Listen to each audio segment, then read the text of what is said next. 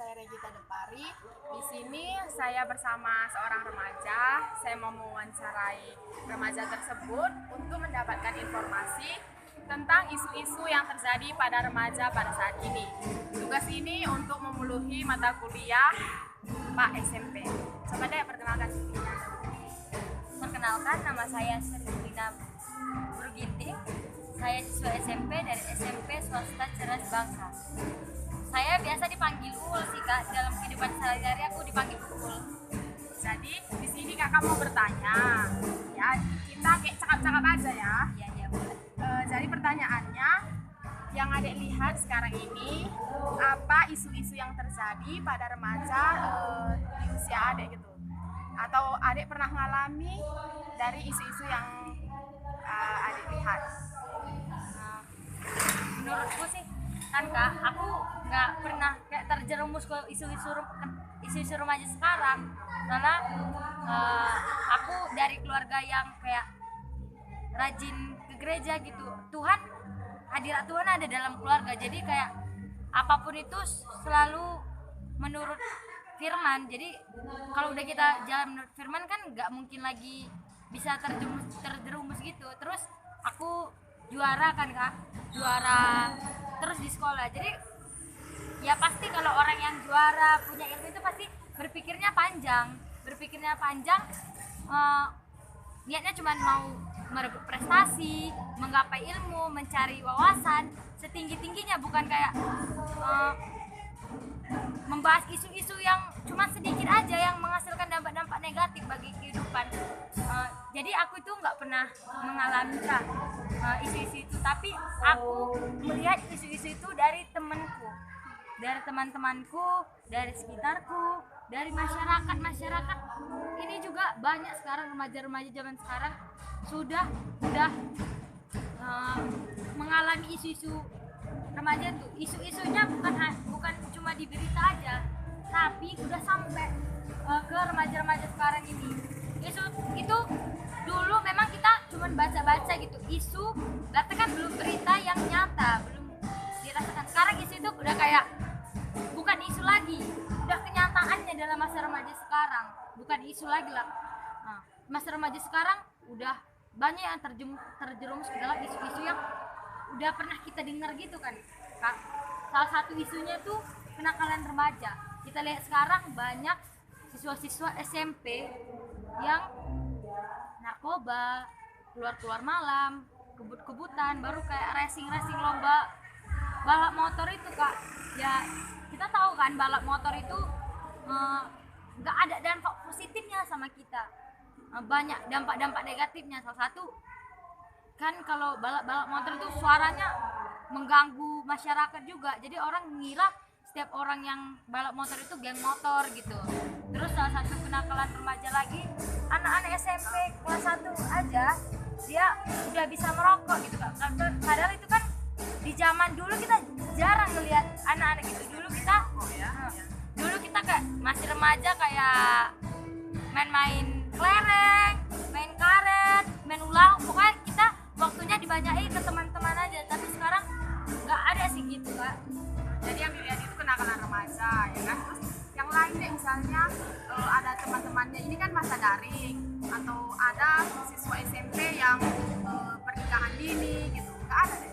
Oh iya Kak, salah satu contoh isu yang terjadi isu di remaja yang pernah kulihat Kak, itu yang paling tinggi kurasa pernikahan dini tuh. Kenapa? Jadi, anak SMP kawannya Uul udah ada yang nikah. Ada Kak, SMP. kawan sekelasku.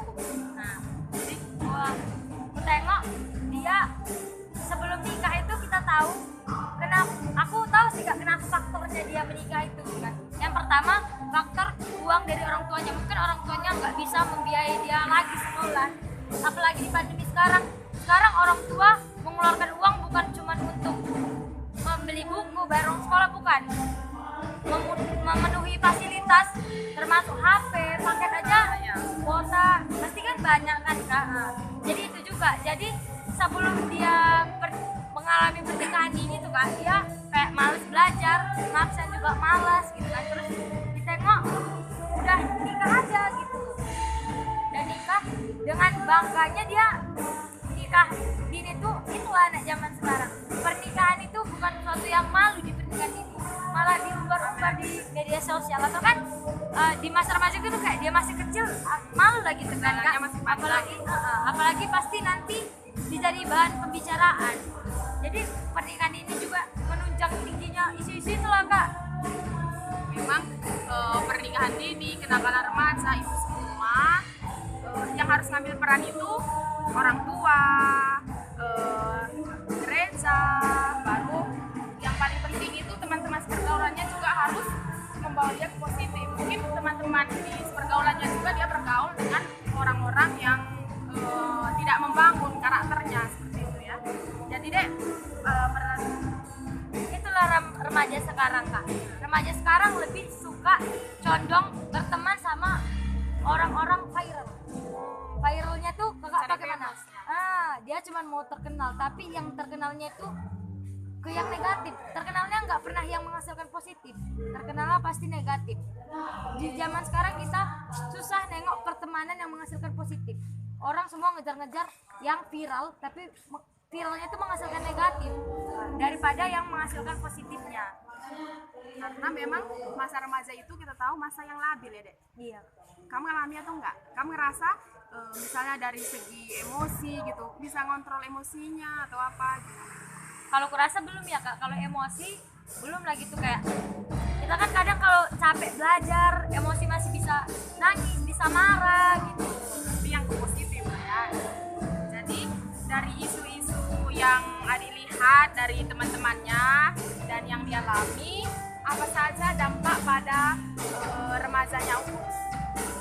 Kalau dampak remaja bagi ibu karena aku kan bisa kayak memfilter apa aja isu-isu yang datang itu kan Kak. Jadi aku gak ngerasain dampak, tapi aku lihat dampaknya melalui teman-teman sama masyarakat tetangga-tetangga aku gitu kan Kak. Kayak temanku tadi padahal kan masih SMP, dampaknya dia pernikahan ini yang pertama pasti dia sulit lah dapat kerja kan Kak. Pasti dia kerjanya cuma di rumah aja. Yang kedua di mana kami masih bisa bahagia, bisa jalan-jalan, bisa belajar, bisa main-main sama teman. Dia dituntut harus jaga anaknya, udah punya anak gitu kan Kak, harus jadi istri gitu. Jadi banyak yang harus dituntutnya gitu. Itu dampak dari pernikahan ini. Pasti nyari kerjaan susah, terus kemana-mana aja pun juga susah Kak. Kita pasti dia juga ngerasa iri gitu kan, kenapa harus aku nikah gitu. Terus yang kedua kenakalan remaja itu banyak kali dampaknya Kak. Kayak salah satu pemakai narkoba itu dampaknya banyak. Udah ada yang gunakan narkoba gitu yang ada Ada ya? di zaman sekarang itu Kak. Soalnya kayak ada tetangga bukan Kak, dia pakai narkoba terus Yang keren tadi.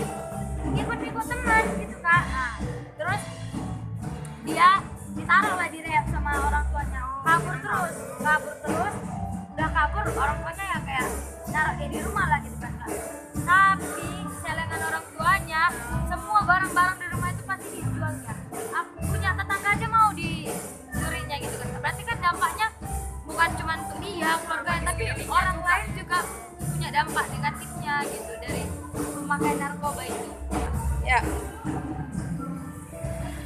Ya kan banyak kenakalan-kenakalan remaja. Teman-teman Uul pernah nggak ngajak Uul gitu? Kalau aku kan Kak, kayak pernah lah Kak, kayak di zaman sekarang ini kalau pulang sekolah nggak mikirin tugas untuk besok itu enggak, tapi dia ngajak nongkrong yuk nongkrong gitu Kak. Tapi aku kayak bisa jaga diri, kalau nongkrongnya itu positif untuk belajar sama kerja kelompok aku masih mau, tapi kalau nggak ada tujuannya aku nggak mau. Bisa kontrol diri lah ya. Jadi Dek, menurut Uul, bagaimana pandangan Uul tentang isu-isu yang terjadi yang Uul lihat? Pandanganku sih tentang isu-isu yang terjadi pada masa remaja kita ini Kak, seharusnya isu-isu ini kayak udah nggak usah disebarluasi aja gitu. Kayak di media sosial nggak usah disebarluasi gitu, cukup kayak sewajar-wajarnya. Sekarang kan isu-isu yang dikasih itu kayak berlebihan, terus banyak remaja-remaja mencontohnya Kak, ya kayak saya bilang tadi, supaya famous, supaya terkenal, viral gitu kan. Apa-apa sekarang dari handphone bisa Iya. semua. Jadi jadi dek, dari semua yang udah kita lihat, bagaimana cara Uul untuk mengatasi masalah dari isu-isu tersebut? Kayak yang udah aku bilang tadi ya kak, aku kan nggak ngalami isu yang kita alami di remaja-remaja ini. Aku ngajak temanku, aku mengatasinya ke temanku gitu kan, ke teman-temanku yang di sekitarku yang tahu udah mengalami isu-isu remaja kayak kenakalan remaja tadi. Aku ngajak dia untuk sama-sama beribadah ke yard gitu, ke gereja ibadah muda-mudi. Pasti kalau kita mendengarkan firman Tuhan, apapun isu itu pasti kita bisa nyaringnya, mana yang berdampak positif, mana yang berdampak negatif. Jadi wawancaranya segini aja lah dek. Toh juga kamu udah juara, udah bisa penguasaan diri, nggak ada lagi solusi. Demikianlah wawancara kita hari ini. Terima kasih. Shalom.